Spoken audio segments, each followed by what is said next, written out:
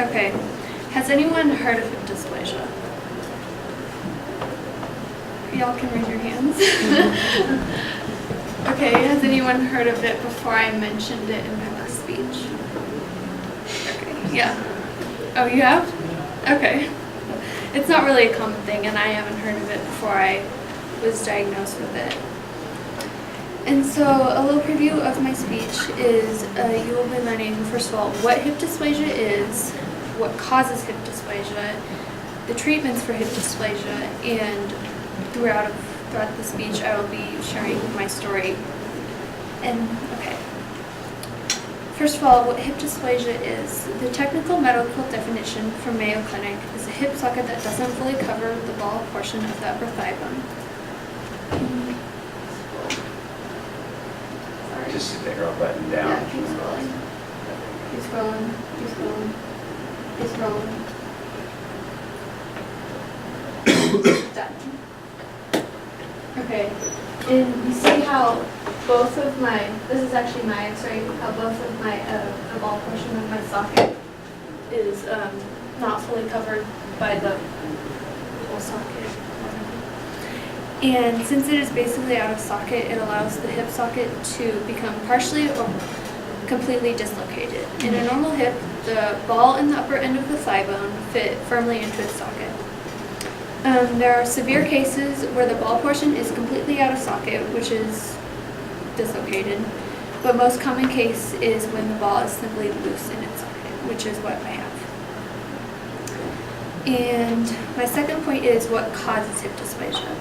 The exact cause is unknown, but there is an increased chance of your baby having hip dysplasia if the baby is a girl, it is firstborn, or it has a family history of dysplasia. Hip dysplasia is also developmental, which means it is developed around the time of birth, shortly after birth, or in childhood. Nowadays, doctors check every newborn for hip dysplasia because it's a simple procedure. When I was born, they didn't check for hip dysplasia in newborns because it wasn't a common thing. In hip dysplasia, it is also genetic, but it's not the main cause, which means my children have a 12% chance of receiving dysplasia, since I have it. My mom didn't have it, which the most likely reason I have it is because I was a premature baby, so I didn't have enough time to develop. And my third point is, what are the treatments for hip dysplasia? If an infant has hip dysplasia, the treatments are leg braces or body cast to hold the thigh bone in the hip socket. And could you scroll all the way to the top? And most infants sit in the W position. Yeah, keep going.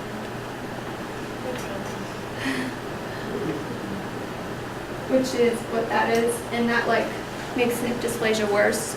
And the leg braces or the body cast can prevent it from getting worse. And in adults, there is a non-operative or an operative route.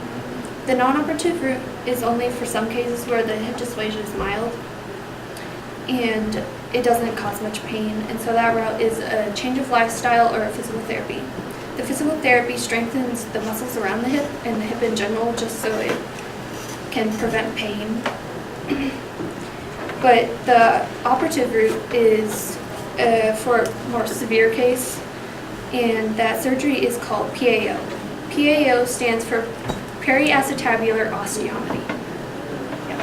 And periacetabular means around the acetabulum. And then could you see that second one? Yeah. And PAO means to cut around the acetabulum and reposition the hip socket.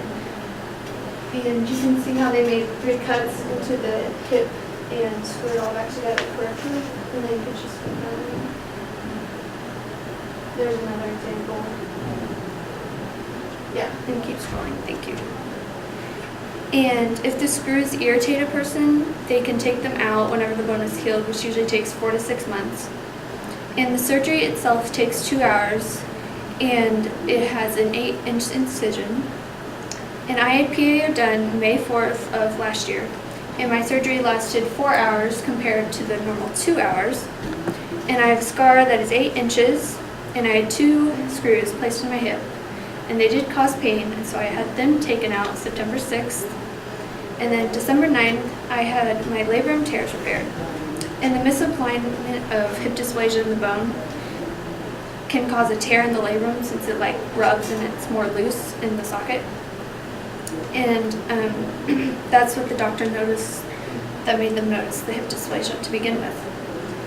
And the reason they didn't operate on my labrum is because there's only a 10% risk of the labrum not repairing itself after the PAO surgery, and I was at 10%, and so that's why I had the third surgery for my labrums.